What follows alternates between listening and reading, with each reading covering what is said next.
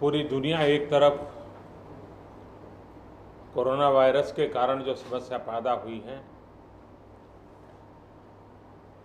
जिंदगियां बचाने के लिए दुनिया जंग लड़ रही है। ऐसी संकट की घड़ी में हिंदुस्तान की भी केंद्र सरकार हो या राज्य सरकारें हो,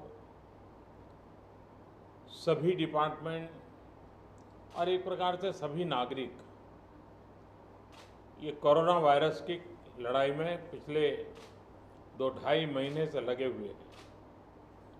ऐसे समय साइक्लोन का इतना बड़ा संकट, और वो भी सुपर साइक्लोन,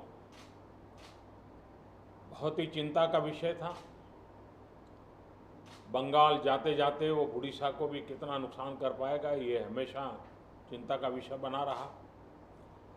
लेकिन जिस प्रकार से यहाँ पर व्यवस्थाएं इंस्टीट्यूशनलाइज हुई हैं, गांव तक नागरिकों को क्या करना है ऐसे संकट के समय, इसकी भली भांति जानकारी होने के कारण यहाँ जीवन बचाने में बहुत बड़ी सफलता मिली है।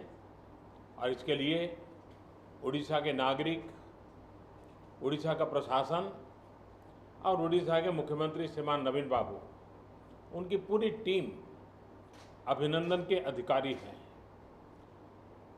लेकिन जब इतनी बड़ी प्राकृतिक आपदा आती है तब संपत्ति का नुकसान तो होता ही है।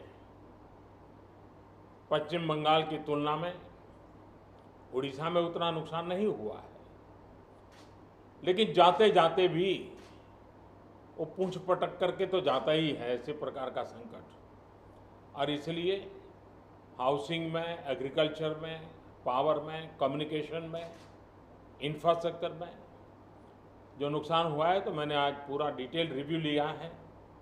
राज्य सरकार ने भी विस्तार से मेरे सामने सारी बातें रखी हैं। यहाँ की सरकार की व्यवस्था की तरफ से बहुत ही जल्द उसका आकलन करके रिपोर्ट भारत सरकार को मिलेगी। भारत सरकार की टीम भी तत्काल यहाँ पहुँचेगी और पूरी परिस्थिति का रिव्यू कर करके लंबे समय के लिए रिलीफ हो, रिस्टोर करने की बात हो, रिहेबिलिटेशन की बात हो, इन सारी चीज़ों को प्राथमिकता देते हुए काम आगे बढ़ाया जाएगा। लेकिन तत्काल आवश्यकता को ध्यान में रखते हुए भारत सरकार की तरफ से 500 करोड़ रुपया एडवांस व्यवस्था के रूप में देने का हमने निर्णय किया है।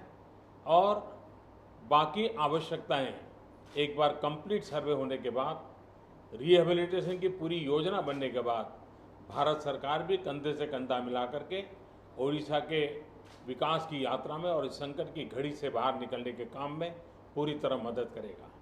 बहुत बहुत धन्यवाद।